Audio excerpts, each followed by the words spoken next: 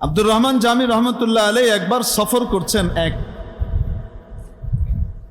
বিয়াবান, যেটাকে আমরা আপনার কি বলি, চক আছে না, চক চক চেনেন তো, তেপান্তরের মাঠ বলি আমরা, হাওর বাওর বলি, ধুধু এলাকা, ফসলি জমি বা পড়ে আছে, কোনো মানুষজন নাই, কোনো ঘর বাড়ি নাই, এরকম এলাকা মাইলের পর মাইল বিস্তীর্ণ পড়ে আছে না নাই বাংলাদেশে? ওই সুনামগঞ্জে হাওর অঞ্চলে যেন শুকনার সময়, পানির সময় গেলে তো একদম সাগর, ওইটা না, শুকনার সময় যাবেন যখন হাওর শুকায় গেছে, দেখবেন মাইলের পর মাইল বিস্তীর্ণ জমি, কোনো বাড়ি ঘর নাই, আছে না নাই? আগে এরকম অঞ্চল অনেক বেশি ছিল। এরকম এক জায়গার মধ্য দিয়ে যাচ্ছেন, দেখেন সূর্য ডুবু ডুবু প্রায় অন্ধকার হয়ে আসতেছে, এখনো গন্তব্যে যে পৌঁছেননি, দূরে একটা বাড়ি দেখা যায়, বিরাট একটা বাড়ি।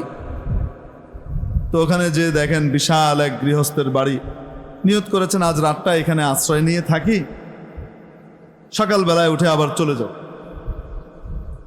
এখন ওখানে গিয়ে দেখেন বিরাট বাড়ি, গৃহস্থের বাড়ি, ধনী গৃহস্থ, গোয়াল ভরা গরু, ঘোড়া গাধা, আবার গোলা ভর্তি ধান গম শস্য, বিশাল ধনী মানুষ। ওখানে গিয়ে উনি দরজা ধাক্কালেন, ঘরের মালিক বের হয়ে আসলেন, জিজ্ঞেস করলেন কি চাই? উনি বললেন রাত হয়ে যাচ্ছে, আমি এই প্রান্তরের ভিতরে রাত কাটাতে গেলে আল্লাহ না করুক কোনো হিংস্র জানোয়ারের হামলার শিকার হয়ে যেতে পারি, শেয়াল টিয়াল নেকড়ে টেকড়ের হামলার শিকার হতে পারে, আপনি যদি অনুমতি দেন তাহলে আমি একটু আপনার এখানে রাতটা কাটাই, সকালবেলায় উঠে চলে যাব। গৃহস্থ অনেক ধনী হলেও স্বভাবগতভাবে কিছুটা কৃপণ ছিলেন, আছে না নাই? কিছু মানুষ একটু কৃপণ, খরচ করতে মন চায় না। তো উনি চিন্তা করছেন এই হুজুরকে যদি রাতে থাকতে দিই, শুধু থাকতে দিলে তো হবে না, তাকে তো দুমুঠো খাওয়াতেও হবে, তাহলে আমার সম্পদ কমে যাবে।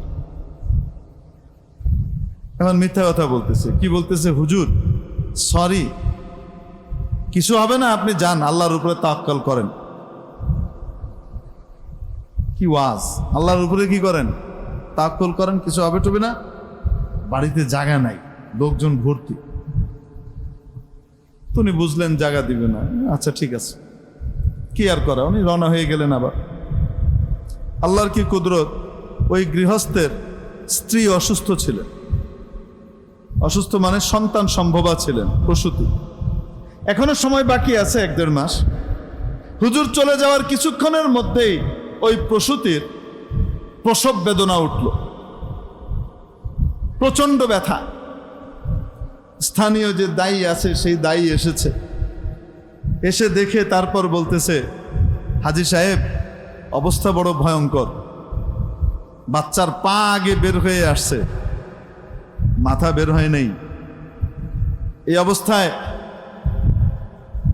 আল্লাহ না করে বাচ্চাও যেতে পারে, মাও যেতে পারে, আর বাঁচাইতে গেলে যে কোনো একজনকে বাঁচাইতে হবে, আরেকজনকে পারবো না, কারে বাঁচাবো কোন?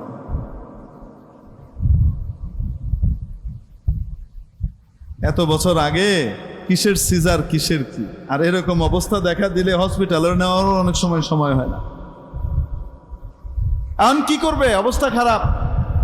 হাজী সাহেব বলে, আমি আমার কলিজার টুকরা সন্তানকে হারাতে চাই না, আর আমার জীবন সঙ্গিনী প্রিয় সহধর্মিনীকেও আমি হারাতে চাই না, আমার তো দুজনকেই লাগবে। দাইমা বলে, দুজনকে বাঁচানোর কোনো অবস্থা দেখতে পাচ্ছি না, আমার অভিজ্ঞতা বলে হয় দুজনই যাবে, নয়তো একজন যাবে। কি করবে এখন?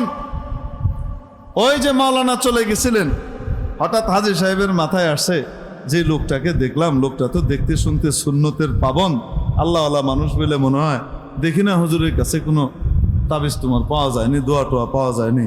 এখন ওই গাধায় চড়া হুজুরকে ধরার জন্যে ঘোড়ায় চড়ে রওনা হয়েছেন, গিয়ে হুজুরকে ধরছে, ধরে বলতেছে, হুজুর এই সমস্যা, আপনি একটু দোয়া করে দেন, একটু তাবিজ লিখে দেন। তো এখন সাধারণ মানুষ এসে কয় তাবিজ লিখে দেন। তাবিজের চেয়ে বেশি পাওয়ারফুল হলো কোরআনে কারিম তেলাওয়াত করে দম করে দেওয়া, ফু করে দেওয়া, খাওয়া, এটা অনেক বেশি পাওয়ারফুল জিনিস। এখন উনি বলতেছেন, দিতে পারি, তবে একটা শর্ত আছে। বলছে কি শর্ত? কই যে আমাকে রাতে থাকতে দিতে হবে। কে হুজুর বলেন কি, সারা বাড়ি খালি, আপনি কি বলেন, আসেন কই থাক। এখন হুজুরকে নিয়ে গেছে, নিয়ে গিয়ে আয় হায়, নিয়ে যাওয়ার পরে হুজুরকে একদম দামি গদি টদি সুন্দর নরম বিছানার ভিতরে বসাইছে, নতুন চাদর নতুন এই দিয়ে বিছায়া ময়ূরের পাখা দিয়ে বাতাসে লাগাই দিছে। হুজুর কয় আমার গাধা। হুজুর 5 স্টার ট্রিটমেন্ট আছে আপনার গাধা, কোনো চিন্তা করবেন না, গোয়াল ঘরে পাঠায় দেওয়া হয়েছে, তাকে দলাই মালাই করে খাওয়ানো হবে। হুজুর আমার এটা। আচ্ছা ঠিক আছে, নিয়ে আস। একটা কাগজ নিয়ে আসছে। নিয়ে আসার পরে হুজুর এটার ভিতরে একটা কিছু লিখে দিছে। বড় সাহিত্যিকও ছিলেন, কবিও ছিলেন, বড় আলেম। ওটার ভিতরে একটা জিনিস লিখে দিছেন, লিখে দিয়ে বলছেন আপনার স্ত্রীর কোমরের এখানে বাম দিকে এটাকে বেঁধে দেন, ইনশাআল্লাহ আল্লাহ তাআলা মুক্তি দিয়ে দিবে। মুক্তি কে দেন? আল্লাহ। ইনশাআল্লাহ আল্লাহ তাআলা মুক্তি দিয়ে দিবেন। যান। তো বেঁধে দিছে। আল্লাহর কি কুদরত! কাটা মুরগির মতো যে ছটফট করতেছিল, তড়পাইতেছিল, তাকানো যাচ্ছিল না এই প্রসূতির দিকে। আল্লাহর কুদরত, তার বাচ্চা খুব আরামের সাথে বের হয়ে চলে আসে। তখন এসে বলে হুজুর আপনার এটা জবরদস্ত কাজ করছে, কি লিখছেন? তুমি বলছেন কি লিখবো? লিখছি মুরাজা শুদ খরম রানে জা শুদ জানে দেহকান জায়াদ ইয়া নাজায়াত। আমি লিখছি ওখানে বাচ্চা হোক চাই না হোক, এই মহিলার বাবু আরামে হয়ে যাক চাই না হোক, আল্লাহ আমারও থাকার জায়গা করে দিছে, আমার গাদারও জায়গা হয়ে গেছে। এটা লিখছি। বলছিলাম যদি কোরআনের উপরে কেউ আমল করে, কোরআনের উপরে আমল করার কারণে যদি কোরআনওয়ালার সাথে তার সম্পর্ক হয়ে যায়, তার সাধারণ কথার ভিতরেও মাওলা কোরআনের প্রভাব দেখান। ঐতিহাসিক দারুল উলুম দেওবন্দ, যেই মাদ্রাসার শাখা আপনাদের এই মাদ্রাসা, হাজার হাজার শাখা আছে, তার মধ্যে একটা শাখা এই মাদ্রাসা।